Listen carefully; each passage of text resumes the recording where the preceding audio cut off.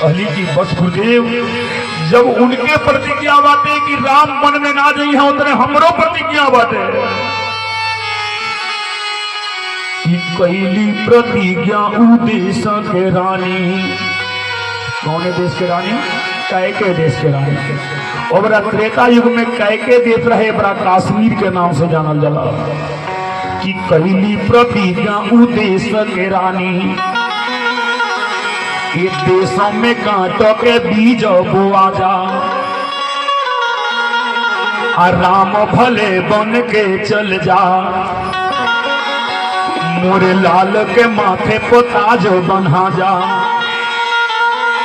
लाख वशिष्ठ सिखावे की कह कही, अरे राम वियोग में जीहे न राजा। तक कई कहे प्राण ना टलबे,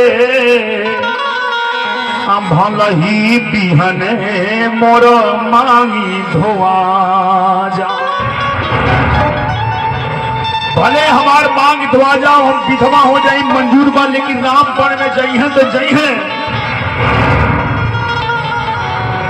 लोग कहे लगी कैकेयी बड़ा खराब रही, लेकिन कैकेयी जैसा महतारी भगवान सबके दे। एक